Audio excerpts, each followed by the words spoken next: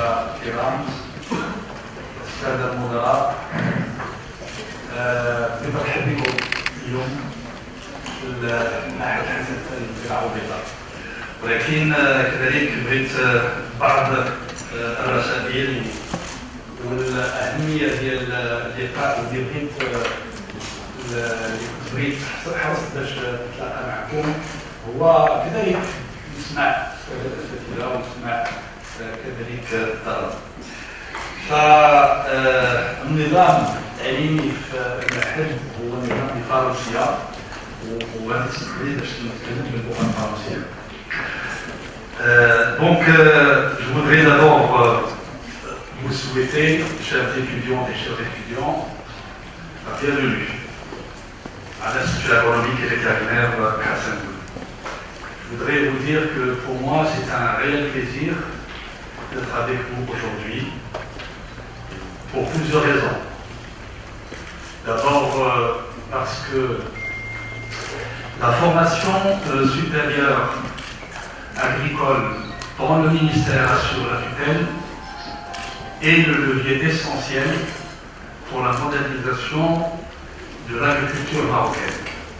Et pas seulement marocaine, au-delà, également l'agriculture mondiale, et particulièrement africaine également. Deuxième raison, c'est que, comme vous, il y a beaucoup d'années, comme vous, j'étais à la même place et j'avais également entendu les responsables accueillir donc les étudiants qui arrivent donc pour la première fois et qui entament un parcours universitaire supérieur après le baccalauréat. Donc c'est pour vous dire que je connais ce parcours, je suis passé par là et puis j'étais également responsable ici. Alors donc, bienvenue à l'Institut agronomique et vétérinaire Hassan II. Je dirai un mot sur cet institut, mais sur d'autres établissements également, donc qui constituent le système national de la formation supérieure en agriculture et dans les domaines associés. Mais je voudrais tout d'abord vous féliciter doublement. D'abord pour votre réussite au baccalauréat. Et je sais que vous avez réussi avec brio parce que vous avez été sélectionné. Ça c'est mes deuxièmes félicitations. Vous avez réussi également à accéder à l'année préparatoire aux études supérieures en agriculture, c'est-à-dire que vous avez passé avec succès les deux tests écrits et oraux pour accéder donc à cet établissement. Donc, toutes mes félicitations. La première année des études supérieures en agriculture va marquer pour vous donc le départ d'un nouveau parcours, le départ du parcours de formation supérieure. Vous passez donc, c'est un passage, vous venez donc, vous avez terminé le lycée avec le bac et vous entamez un parcours qui va durer 5 ans, je dirais au moins 5 ans, et plus pour d'autres qui vont continuer dans le cycle doctoral. Je voudrais vous féliciter également et saluer votre choix pour investir votre vie future, votre futur dans le secteur agricole et pas seulement parce que le secteur agricole est un secteur très large. Beaucoup de domaines sont liés à ce secteur agricole. Et je peux vous dire que vous avez fait un très bon choix. L'agriculture a été, par le passé, un secteur de développement, un secteur de stabilité des sociétés, un secteur d'avancement et de développement économique des nations. L'agriculture demeure encore un secteur important. Et c'est un secteur d'avenir. Et le secteur offre toutes les possibilités et les initiatives en matière d'innovation, d'excellence et d'investissement dans ce secteur. Donc l'agriculture, pour vous dire deux mots, vous avez vos professeurs et je voudrais les saluer, ils sont là, vous allez les voir un, après l'autre. Ils sont une discipline très variée parce que justement l'agriculture est multifacette, c'est un secteur multifactoriel et je dois vous dire que c'est le secteur qui constitue le meilleur, ou plutôt le carrefour par excellence des aléas. On ne peut pas penser à un aléa qui ne se trouve pas dans ce secteur. Donc c'est pour ça qu'il faut être multidisciplinaire. C'est pour ça que votre formation est multidisciplinaire. Vous allez voir toutes les disciplines auxquelles vous pouvez penser. L'agriculture, je disais, est très important comme secteur. Aujourd'hui, il constitue 40% de l'emploi au niveau du pays, c'est-à-dire 40% de tous les actifs marocains sont dans le secteur agricole ou alors dans les services qui sont liés à l'agriculture. Le secteur de la production, des chaînes de valeur, vous allez les apprendre avec la transformation et l'industrie agroalimentaire, participe à plus de 18% au PIB agricole, produit intérieur brut marocain, qui est un facteur, qui est un paramètre donc économique pour mesurer le développement économique ou la santé économique d'un pays. Et tout ça, vous allez l'apprendre donc au fur et à mesure. Et lorsqu'on introduit les services, l'agriculture crée beaucoup de services. Lorsqu'on comptabilise les services, aujourd'hui, le secteur compte au-delà de 20%. On doit être autour de 22% donc du PIB national. Alors, le secteur est un carrefour des aléas, et l'aléa le plus important que l'humanité dans son évolution a affronté tout le temps et qui a introduit des crises également, surtout des crises alimentaires, c'est l'aléa climatique. Et donc aujourd'hui, vous le vivez, cet aléa climatique, il est perceptible à l'échelle d'une vie, d'une génération, à l'échelle d'une année agricole. D'une année, vous pouvez voir des extrêmes, températures qui augmentent, des sécheresses, manque de pluie, des fois beaucoup d'orages extrêmes, etc. Donc, c'est ce qu'on appelle les changements climatiques, qui ont toujours existé, mais leur fréquence augmente. Elle augmente tellement rapidement qu'aujourd'hui, de nos jours, on les perçoit à l'échelle d'une année ou alors d'un temps court. Donc vous allez voir que cette question est très importante, sera très importante dans votre formation. Beaucoup de vos professeurs qui vont intervenir vont vous parler, chacun selon l'angle qui traite.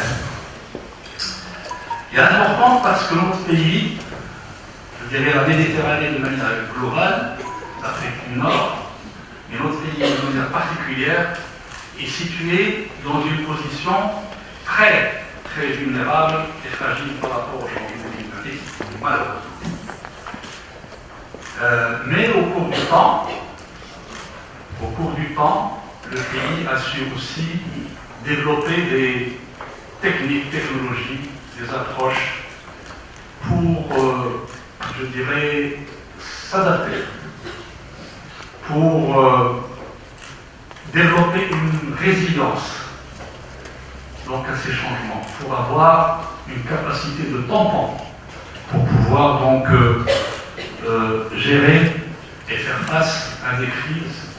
Et malheureusement, ces crises ne sont pas toujours prévisibles. Ce sont des aléas, donc ils ne sont pas par définition aléatoires. Donc il est très important, au fur et à mesure de vos études, de comprendre aussi ce qui se passe dans la société, ce qui se dit par rapport à ce sujet. Ce n'est pas uniquement l'affaire du spécialiste, ou de l'ingénieur, ou de l'expert, mais aujourd'hui, ça devient l'affaire du citoyen. Parce que lorsque on regarde, on prend, si vous voulez, la question de l'eau, qui constitue, en fin de compte, l'élément essentiel qui subit des conséquences de manque de pluie et de sécheresse répétée et de température. Aujourd'hui, il n'y a pas que la science, l'innovation et la technique qui permettent bien sûr une bonne gestion, une conservation, une meilleure distribution, une mobilisation, etc. etc.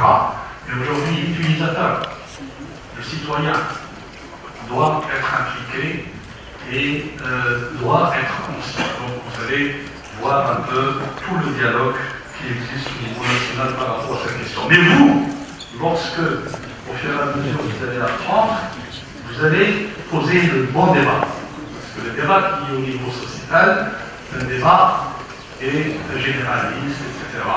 Mais vous allez être expert et vous allez poser la question de manière beaucoup plus fondée et importante. En tout cas, quel que soit ce que vous allez étudier, quel que soit votre parcours, parce que les parcours sont différenciés, sont multiples, quel que soit votre parcours, vous allez être confronté à cette question et vous allez avoir affaire à gérer ou au moins à comprendre ces problématiques. Donc, l'agriculture marocaine est importante, comme je viens de vous dire. Donc, le pays, notre pays, depuis l'indépendance, il a une politique agricole qui développe et qui met en œuvre sous forme de stratégie. Stratégie par séquence dans le temps, période. On a eu tant de stratégies depuis donc l'indépendance et qui ont fait avancer le secteur agricole, qui ont modernisé le secteur agricole. Donc je voudrais vous parler de deux dernières de la stratégie actuelle, mais une dernière stratégie depuis 2008 qui s'appelle le plan Maroc vert, qui a été lancé par Sa Majesté le Roi Culturaliste. Alors il a été lancé en 2008, et 2008, vous allez voir dans l'histoire et dans vos études, que 2008 a marqué les esprits, a été la crise mondiale alimentaire, ce qu'on appelle le printemps mondial alimentaire. Donc une crise où le monde a vu la flambée des prix des productions agricoles, et donc de l'alimentation de manière globale, et où le monde, à l'époque, l'agriculture, elle avait pris un recul dans les politiques. Et donc c'était un moment très important pour remettre ce secteur sur les bonnes rails, à sa place naturelle, qui est une place centrale dans le développement de l'humanité de manière globale et des pays. Et ça à l'échelle nationale. Évidemment, notre pays, notre souverain culturaliste, a lancé cette stratégie à ce moment-là pour aller vers autre chose, pour répondre à des exigences du moment et à l'évolution de l'environnement. La différence de cette crise avec ce que nous vivons aujourd'hui, parce qu'aujourd'hui, vous entendez que nous sommes dans une crise multiple une crise qui ne s'arrête pas et une crise qui est venue après ce que l'humanité a vécu ensemble, le Covid-19. Et donc, le gros problème qui s'est posé pendant le Covid-19, c'est l'alimentation et c'est l'approvisionnement des marchés.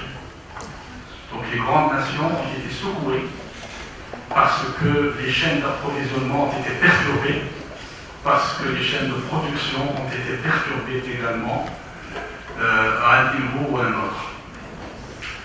Donc, la crise d'aujourd'hui que nous vivons, plus bien sûr, vous allez comprendre qu'il y a des guerres, une guerre entre la Russie et l'Ukraine, et en réalité c'est une crise mondiale qui a été initiée déclenchée par cette guerre, mais qui touche en fait tout le monde. La différence entre 2008 et aujourd'hui, c'est que 2008, le monde était solidaire. Les pays étaient très solidaires entre eux. Il y a eu le sommet organisé par la FAO. La FAO, c'est l'Organisation mondiale de l'alimentation, de l'agriculture, qui est un organisme des Nations Unies. Donc il y a tous les pays du monde. Donc il y avait un sommet des chefs d'État pour parler des solutions communes à l'échelle planétaire. Donc il y a eu des accords planétaires, des accords régionaux, et donc le monde était solidaire.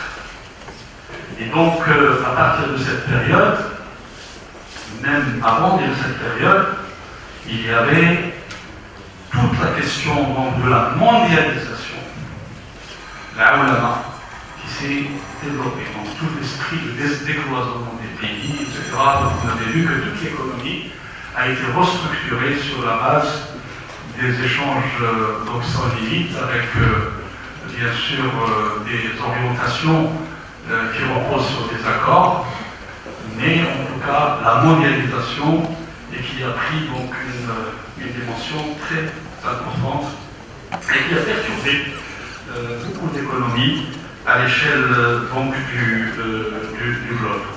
La différence avec aujourd'hui, la crise d'aujourd'hui, c'est que nous sommes exactement dans le cas opposé. Il n'y a pas eu de sommet mondial. Chaque pays essaye de gérer selon ses capacités, et donc chacun pour soi. Plus que ça, dans tous les discours des grandes nations, des grands chefs d'État, des pays qui faisaient la promotion donc, de la mondialisation aujourd'hui, il y a un mot qui revient et qui était banni du dictionnaire à l'époque, c'est la souveraineté. Aujourd'hui, on parle de la souveraineté alimentaire, la souveraineté de l'énergie, la souveraineté des médicaments, etc. Donc il y a la grande différence entre les deux périodes.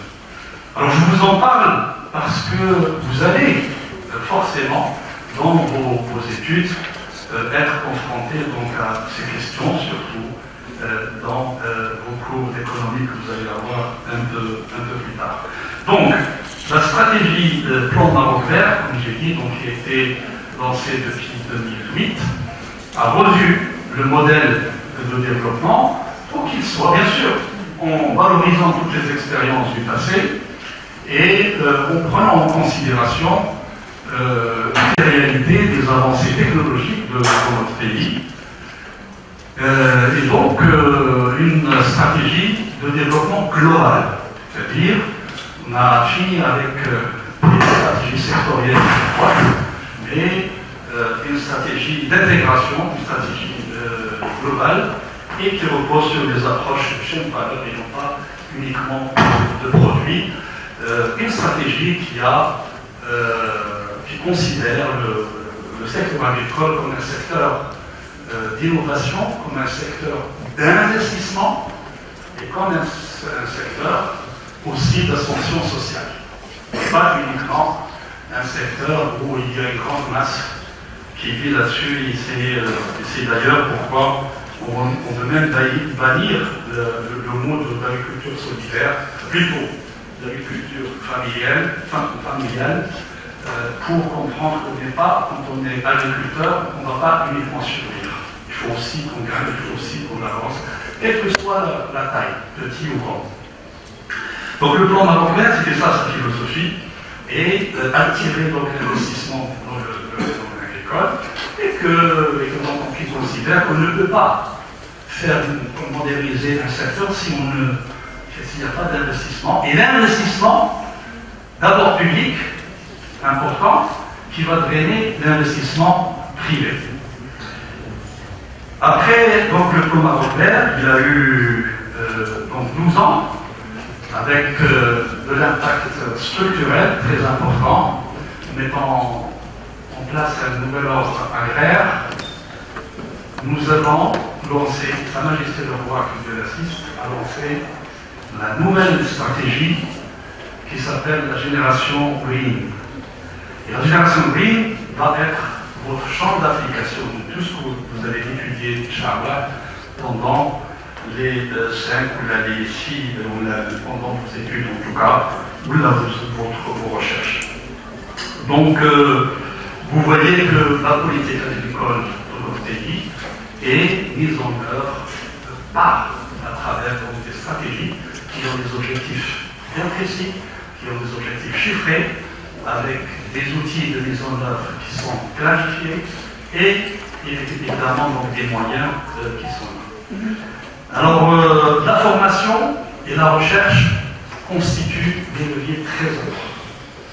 Très simplement, pour vous expliquer qu'aujourd'hui, on ne peut pas, si on veut augmenter la production, vous voyez là ce que je fais ça, où vous allez être des spécialistes, qu'on vous dit là, avant on avait tant, c'était moins cher, etc.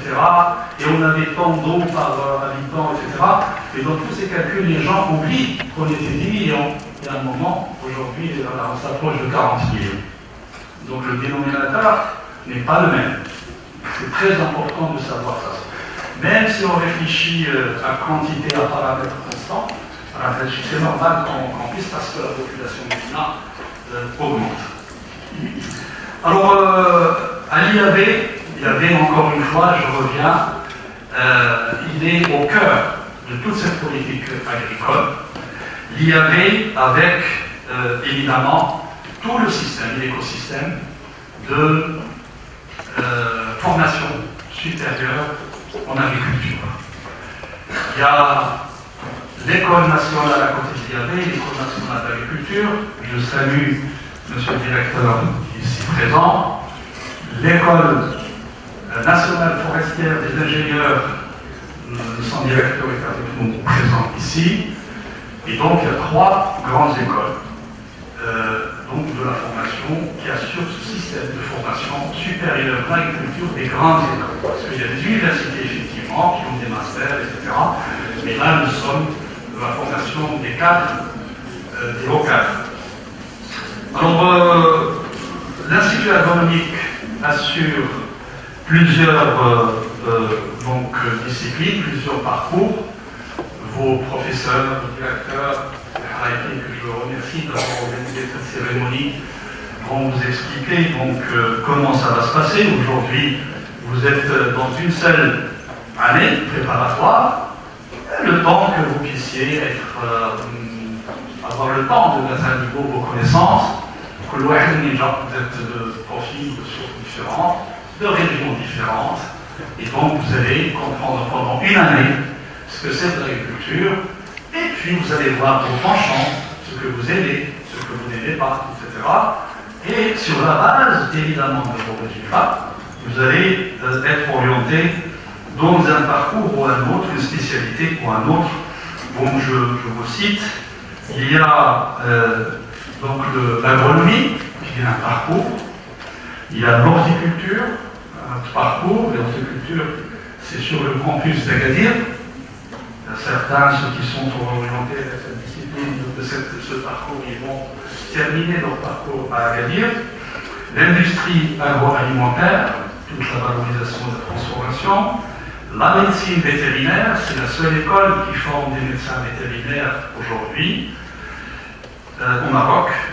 Topographie, c'est également la seule école, seul centre qui forme des ingénieurs topographes. Il y a bien sûr d'autres écoles, mais ceux qui sont reconnus et qui ont ce statut donc de topographe avec un diplôme donc de l'IAB, c'est uniquement donc à l'IAB. Et puis génie rural, la même chose. La même chose, c'est un parcours très important et un parcours qui complète donc le reste. Jusqu'à aujourd'hui, l'Institut a formé 17 000 lauréats. Voilà, des lauréats, vous allez les trouver partout. C'est des lauréats qui sont au ministère pratiquement avec les lauréats de l'ENA et de l'ENFI, surtout de l'ENA. 80% des cadres du ministère de l'Agriculture proviennent de ces écoles. Et donc, ces écoles forment le dispositif en matière de ressources humaines, toutes les spécialités pour notre tissu productif, également pour les pays africains, puisque pratiquement 2000 lauréats sont des pays africains et des pays méditerranéens. J'ai ici, messieurs les directeurs qui m'accompagnent. Vous avez votre directeur, c'est Haraki, qui est un vétérinaire lauréat de l'IAV. Vous avez CRH, c'est Katilan, secrétaire général, qui est lauréat de cet institut. Vous avez, si vous voyez, le directeur central d'irrigation et des aménagements d'espace rural, qui est lauréat de cet institut. Vous avez Amiri, qui est également lauréat de cet institut. Vous avez Silafi, qui est lauréat de l'IAV, en plus. C'est très gênant de voir. Et puis, vous avez cette jury, la même chose, c'est un jury qui est directeur d'enseignement, formation, recherche centrale, qui est également de cette formation. Vous avez Serge Hali, qui s'occupe de tout ce qui est administratif, juridique au ministère, directeur central, qui est de cet établissement. Et puis, vous avez également vos directeurs et directeurs adjoints, qui sont de cet établissement, Dr Kievi, Madame Roti, et puis Cheikhaoui, etc., etc. Je peux pas les citer tous. Et puis tous vos professeurs qui sont là et qui ont tous une histoire dans cet établissement. Bien, alors vous allez donc comme je vous dis tout ça pour vous dire que vous êtes dans un système privilégié. Quand c'est arrêté, monsieur le directeur, je dis que vous félicite d'avoir choisi d'être là, c'est que vous êtes dans un système privilégié et vous avez fait le bon choix. Vous allez avoir la possibilité de vous épanouir, pas seulement sur le plan des études, mais également sur le plan personnel. Un ingénieur ou un vétérinaire compétent ne peut être efficace et expert réellement si il n'accompagne pas sa formation technique et scientifique d'un développement personnel sur le plan culturel, sur le plan sportif, sur le plan d'autres activités et l'établissement donc vous offre tout cela. Vous êtes également dans un système, comme j'ai dit, et messieurs les directeurs, je les ai appelés aujourd'hui parce qu'ils ont également l'ENA, elle prépare aussi une année préparatoire et les étudiants rentrent quand le 3 octobre.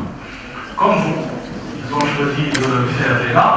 J'espère, Inch'Allah, l'année prochaine, il faut revenir à un système où il y a une seule année préparatoire. C'est ce que j'ai dit au directeur. Et à partir de cette année, après, il y a des orientations dans les différentes écoles. L'ENFI n'a pas d'année préparatoire, mais elle est alimentée par l'IAB et par le l'ENA. Donc, dans ce système, vous allez avoir des interactions. Alors, vous allez avoir, l'ENA va être aussi votre école. Comme les étudiants de l'ENA vont considérer l'INAP comme leur école. Il va y avoir des activités communes. Il y a des projets pour qu'il y ait d'autres interactions de formation entre ces écoles.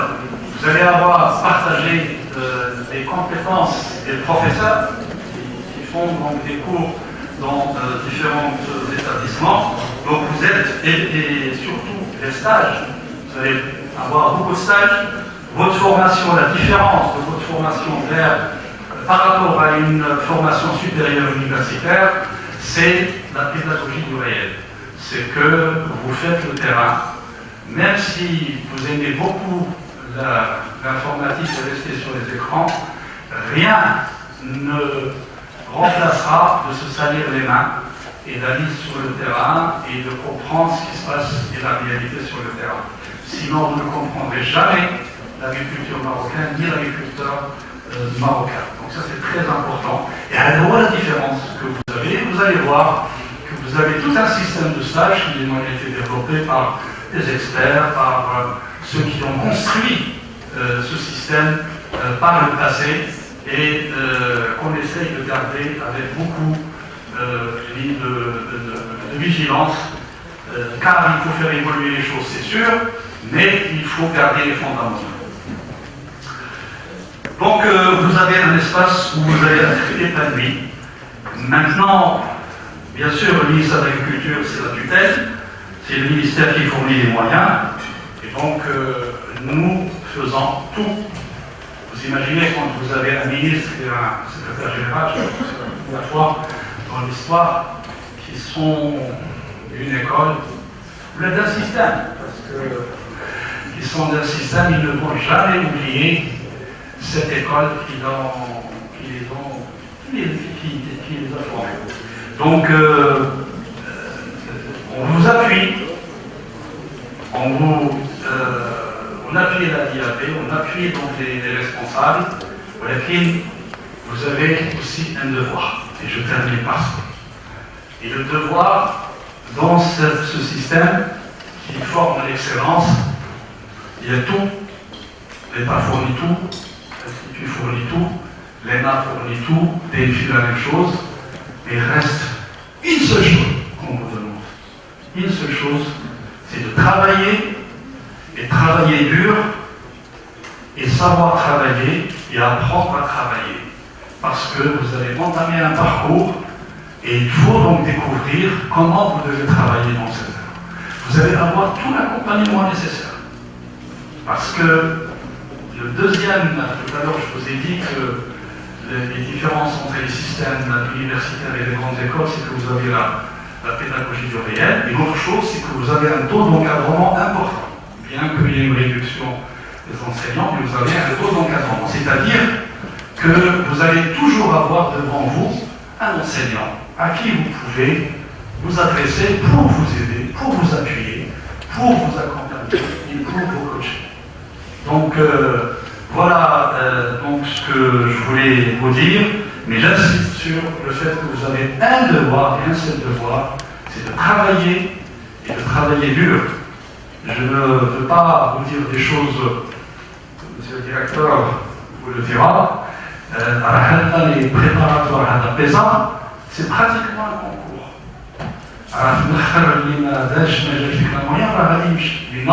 On juge que s'il ne passe pas ce test, il a passé une année et il n'est pas apte à continuer la suite. Donc faites attention, il faut travailler dur. Tout le reste, le système, voilà, l'école, les responsables. Je vous souhaite un très bon démarrage de votre parcours, de votre année, et évidemment réussite tout au long de vos études. Et merci.